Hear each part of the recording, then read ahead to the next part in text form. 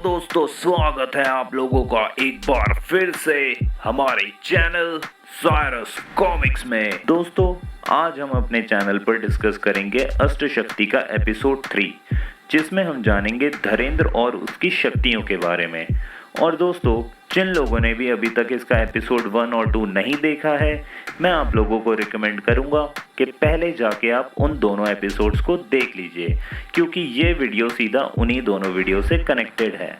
और अगर आप उन्हें नहीं देखेंगे तो आपको इस स्टोरी की टाइमलाइन को समझने में, कैरेक्टर को समझने में प्रॉब्लम होगी।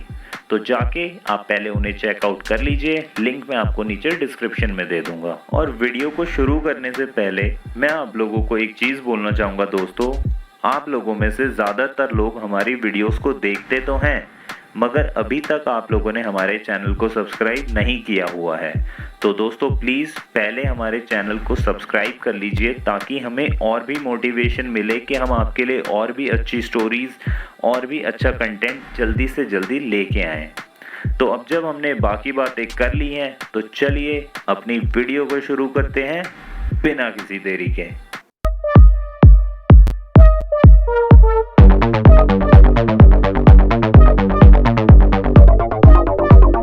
दोस्तों हमारी कहानी की शुरुआत होती है जब जगत स्वर्ग प्लैनेट पे आया था और वो उन अष्ट शक्तियों को 8 शरीर को चुनने को बोलता है। और हम देखते हैं सबसे पहली शक्ति अणिमा पराकाया प्रवेश जाती है वहां से दूर एक बच्चे के शरीर में, जिसका जन्म हुए अभी कुछ घंटे ही हुए थे। और इसके बाद कहानी शिफ्ट होती है आज से 25 साल आगे, जहां हमें वो बच्चा अब बड़ा दिखाया जाता है और उसका नाम होता है धरेंद्र। हमें पता चलता है धरेंद्र एक मिडिल क्लास फैमिली का लड़का है। उसकी फैमिली में उसकी माँ सुमित्रा, उसके पिता भरत और उसकी एक छोटी बहन अंजलि थे।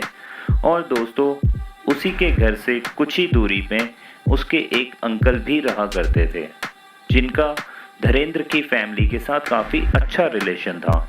और हम देखते हैं धरेंद्र के अंकल उसे बचपन से ही हर चीज़ में और लोगों से ज़्यादा बेहतर बनाते हैं, फिर चाहे वो एक अच्छा इंसान बनाना हो या फिर उसे ज्ञान देना हो या उसकी फाइटिंग स्किल्स को इम्प्रूव करना हो। हम देखते हैं कि वो उसे और लोगों से काफ़ी ज़्यादा बेहतर अभी तक बना चुके थे।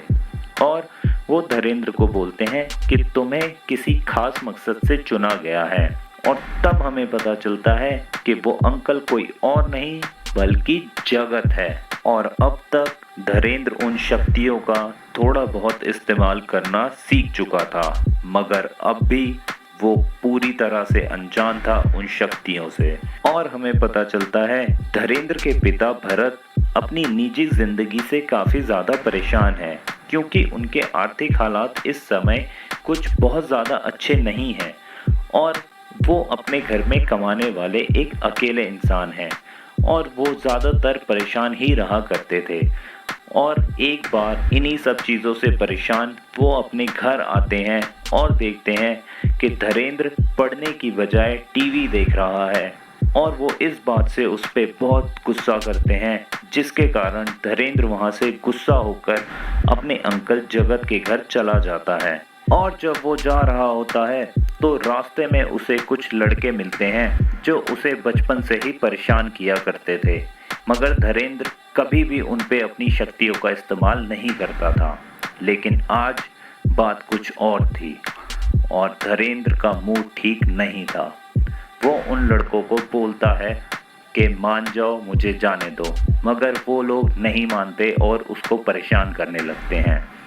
तो धरेंद्र उनमें से एक लड़के के सर पर अपना हाथ रखता है और उसे फ्यूचर का विजन दिखाता है, जिसमें वो अनिल नाम का लड़का देखता है कि धरेंद्र ने एक मुक्का मारा और उसका हाथ अनिल के मुंह के आर पार हो गया और वो वहीं मर जाता है।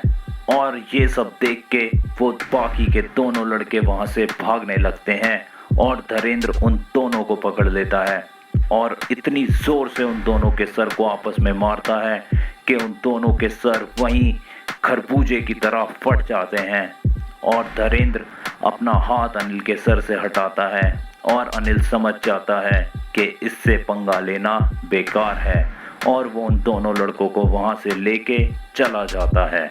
और फिर धीरेन्द्र अपने अंकल के घर जाता है और ये सब जो भी हुआ वो जगत को बताता है, मगर जगत ने वो सब पहले ही देख लिया था और जगत ने अपनी शक्तियों से अनिल के दिमाग की वो सारी बुरी यादें अब तक मिटा दी थी।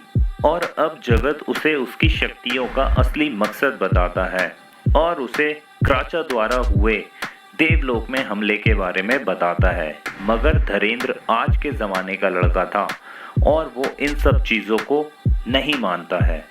और फिर जगत उसे देवलोक में हुई वो सारी घटनाएं दिखाता है, जिसमें वो क्राचा, धरा, ब्रावीमा समेत काल को भी देख पाता है।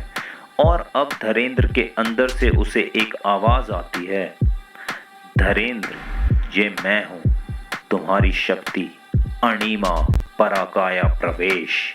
और इसी के साथ हम देखते हैं धीरेन्द्र के शरीर में उन शक्तियों का एक कवच बन गया है और वो शक्तियां उसे वहां से उड़ा के ले जाती हैं। और दोस्तों, यहाँ से हमारी कहानी शिफ्ट होती है ताकिस्तान नाम की जगह पे, जहाँ हमें 3 उग्रवादी और उनको फॉलो करने वाले कई सारे लोग दिखाए जाते हैं और वो तीनों मिलके एक आतंकवादी संगठन को चला रहे होते हैं जिसका नाम होता है साई साई। दोस्तों, आज से कई साल पहले इस पूरी पृथ्वी में बहुत ज़्यादा उथल पुथल हुआ करती थी। लोगों के पास ना ही अच्छी शिक्षा हुआ करती थी, ना ही लोगों को किसी काम को करने का तरीका मालूम था। तो उस समय द्वारका नाम की एक फैमिली सामने आई जिन्होंने पूरी दुनिया की बागडोर को अपने हाथ में लेने का सोचा और हर सभ्यताओं के लोगों को अच्छी शिक्षा मिले और अच्छी टेक्नोलॉजी मिले, ये उन्होंने प्रण लिया। उन्होंने अपना ज्ञान बांटकर अपने नीचे कई सारे लोगों को लगाया जो इस पूरी दुनिया में हो रही हर एक चीज़ के बारे में द्वारका फैमिली को बताते थे और वो उसके हिसाब से उसका सॉल्यूशन उन लोगों को बताते थे। और द्वारका फैमिली को वर्ल्ड लीडर कहा जाता था और उनके नीचे जो इस देश को चलाते थे उन्हें पॉलिटिशियंस कहा जाता था। और इस वक्त जो द्वारका फैमिली का सदस्य इस दुनिया को चला रहा था उसका नाम था रामकृष्णा।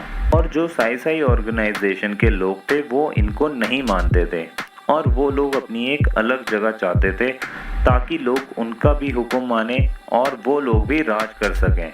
और हम देखते हैं साई साई ऑर्गेनाइजेशन ने काफ़ी सारे आधुनिक हथियारों को बनाया हुआ है और इस समय वो द्वारका फैमिली को हराने के बारे में सोच रहे हैं। और साई साई ऑर्गेनाइजेशन को लीड करते थे रबाब, दुआत और बसक। और हम देखते हैं साई साई ऑर्गेनाइजेशन के कुछ लोग एक जगह में अपनी एक मिसाइल को लॉन्च करने के लिए रेडी रहते हैं ताकि वो एक देश को उड़ा सकें। और दूसरी तरफ हम देखते हैं धीरेन्द्र अब उन शक्तियों को समझ चुका है और उसकी मंजिल वो शक्तियां खुद तय कर रही हैं। और तभी हम देख पाते हैं धीरेन्द्र अब सीधा वहीं आ पहुंचा है जहां साई साई ऑर्गेनाइजेशन के लोग उस मिसाइल को लॉन्च करने जा रहे थे कि तभी धीरेन्द्र उन्हें वो सब रोकने बोलता है और अपने सामने अनजान आदमी को देख वो लोग उस पे गोलियां चलाने लग जाते हैं। और जैसे तैसे धीरेन्द्र उन गोलियों से बचता है कि तभी एक गोली आके धीरेन्द्र की छाती पर लगती है और हम देखते हैं वो 9mm की गोली पिचक चुकी है। और वो लोग ये बात जान जाते हैं कि इस पर आम गोलियों का कोई असर नहीं होगा। और तभी उनमें से एक शख्स धीरेन्द्र के ऊपर मिनी तोप से हमला करता है जो धीरेन्द्र के पास जाते ही फट जाती है। और वो आतंकवादी संगठन ये सोचता है कि वो शख्स अब मर चुका है, मगर तभी उन्हें किसी की आंखें नजर आती है जिसके अंदर से आग निकल रही होती है। और हम देखते हैं ये कोई और नहीं बल्कि धीरेन्द्र था जो पलक झपकते ही वहां रखे हर एक हथियार को जलाकर खाक कर देता है। और यहाँ हमारे सामने आता है हमारा सबसे पहला सुपर हीरो जिसको लोग आगे चल के बुलाते हैं अग्निमान, जिसकी आंखों के अंदर से कई लाखों सूरज की गर्मी निकलती है, जो किसी भी चीज को पल भर में पिघलाने की क्षमता रखती है। और उसकी दूसरी शक्ति ये होती है कि वो अपनी और दूसरों की आत्माओं को उनकी शरीर से अलग कर सकता था और उनके भविष्य में होने वाली घटनाओं को उन्हें दिखा सकता था। और हम देखते हैं धरेंद्र ने उन आम लोगों को नहीं मारा, उन्हें जाने दिया। और वो लोग जाके ये बात रबाब, दुआत और बसक को बताते हैं, जिसे सुन के वो तीनों कुछ समझ नहीं पाते। और हम देखते हैं रबाब ने किसी शख्स को फ़ोन किया और ये सारी घटना उसे बताई। और तब हमें पता चलता है कि रबाब, दुआत और बसक भी किसी और के इशारों पे ये सब चीज़ें कर रहे थे, जिसने उन्हें ये सब एडवांस टेक्नोलॉजी और वेपन दिए हैं। और फ़ोन के दूसरी तरफ वो आदमी उनसे बोलता है, तुम लोग डरो मत, जल्द ही हमारा मिशन पूरा होगा और इस धरती पे हमारा राज होगा। हमारा हथियार बस तैयार होने ही वाला है। और तब हमें पता चलता है फ़ोन की दूसरी तरफ कोई और नहीं बल्कि टेलीकॉम नायडू है। और वो अब इस पूरी दुनिया से अपनी माँ की मौत का बदला लेके ही रहेगा। और यहाँ से हमारी कहानी शिफ्ट होती है एक 22 साल की लड़की के ऊपर, जो उस समय रो रही होती है कि तभी उसे एक आवाज़ आती है, नंदिनी। तो दोस्तों इसी के साथ हमारा ये वाला एपिसोड यहीं पे ख़त्म होता है। और दोस्तों आगे की कहानी के लिए बने रहिए हमारे चैनल पे। दोस्तों वीडियो अगर आपको अच्छी लगी हो तो वीडियो को लाइक मार देना, अपनी राय मुझे नीचे कमेंट सेक्शन में ज़रूर बताना। और अगर आप हमारे चैनल पे नए आए हैं तो प्लीज़ हमारे चैनल को सब्सक्राइब करके बेल आइकन को प्रेस ज़रूर कर लेना। हम ऐसी ही वीडियोज़ अपने चैनल पे लाते रहेंगे। थैंक यू दोस्तों।